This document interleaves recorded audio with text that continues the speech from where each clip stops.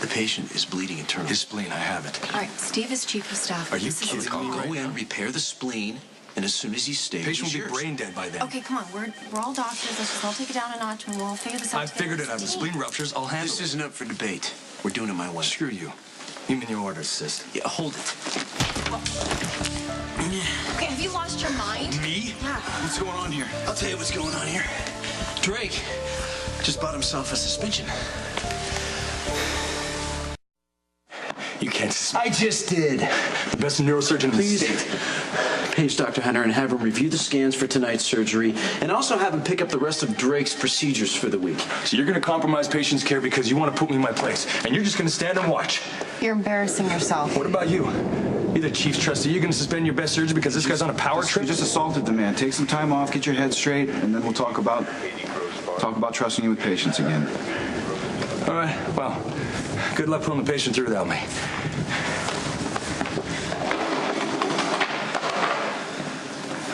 Tequila. Leave the bottle. Here are my keys. What's up, Holmes? You the patient? Like the patient lost me. Chief of staff let his evil get away, some poor bastard. Full recovery. I find you here licking your wounds. Shouldn't you be at the hospital with your boyfriend? Okay, you know what? For the record, Steve and I are sleeping together. All right? But I don't see what that has to do with you acting like a toddler with a temper tantrum. You know, it's funny. Every time you take a dig at me, it has to do with babies and minivans. It really pisses you off that I settled down, doesn't it? I'm not the one swinging punches at our boss. Oh, believe me, sweetheart, I didn't swing at Steve because of you. It's because he took my patient. Are you really that territorial? Patient had a severe head trauma. Yeah, and the possibility of a ruptured spleen. Give me a break. If that spleen ruptured, I was fixing his head. I'd take care of that with one hand tied behind my back. Yeah, and who would you be beating up with the other one? You know what, Dr. Niles? I'm drinking. And I can't help the patient, and I'm sure as hell that the chief is in over his head. So why don't you scoot back to the hospital and give him a hand? Mr. Williamson is stable. Well, you know what they say. It's better to be lucky than good. You know, we've all heard stories about your father, the great Noah Drake, whose pride and temper and drinking ruined his career. Looks like you're following in Daddy's footsteps.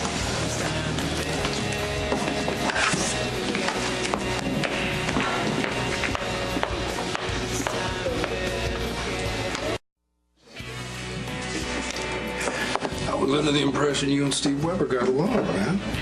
It was before he started stealing my patients and my ex-girlfriend. The chief and Doc Lisa, I thought I saw sparks there. I can also see why those two going from making house calls to booty calls has got you jealous. Hey, you know what? Don't say it. I'm happily married to Robin. Who's off on some other con? Scotch, leave the bottle. There's my keys. Man, Luke! What's up, brother? It's always nice when we get the competition drinking here. Well, thank you. You may see the competition drinking in here a little more often than usual. I am no longer welcome on the Haunted Star or anywhere else with my marriage. Well, looks like I'm not the only one with sorrows to drown.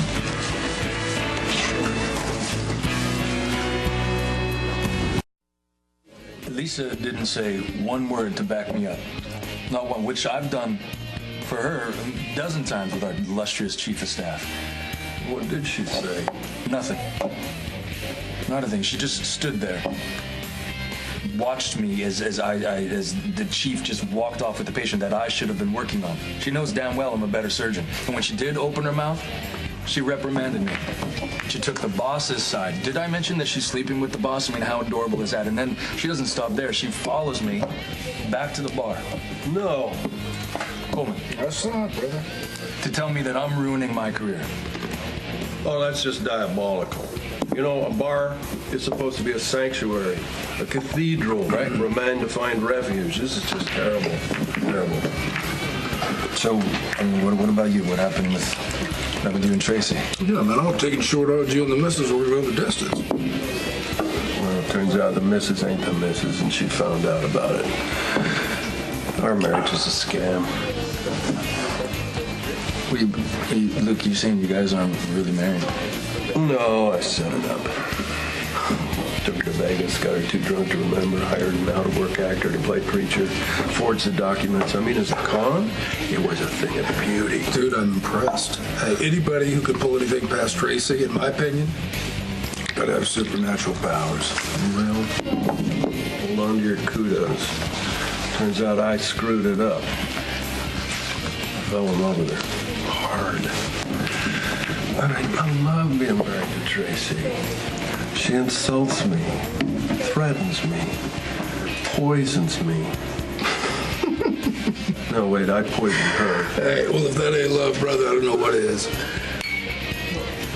Well, you know, the problem is I am pathetic. I mean, she could take every dime I have. Most of them are hers anyway, but the point is she could take my dime and I would still come crawling back for more.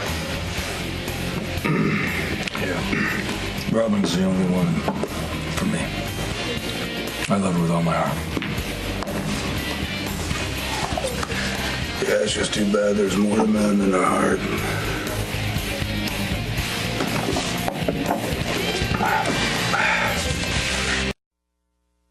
One day I'm running around a confirmed bachelor. You know that. Next day I wake up, I'm married. I got a baby. I got a nanny at home. And then the wife that I settled down for takes off to Africa to save lives.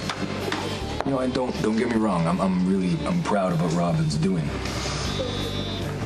But the question that I have is that when did I become the good guy?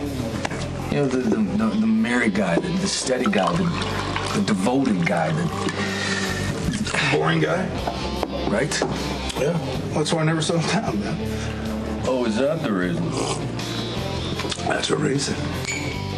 No, but seriously, the sweet deal I got going out with Kate, that's about as close to happily ever after as I'm gonna get.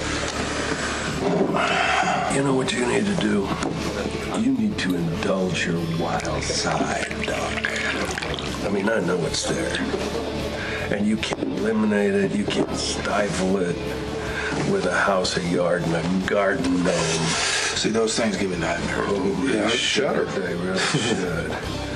See, it's really important that you do that, man. You have to be. You have to be wild every once in a while. I tell you what, if you don't, then it all builds up inside, and one day, yeah.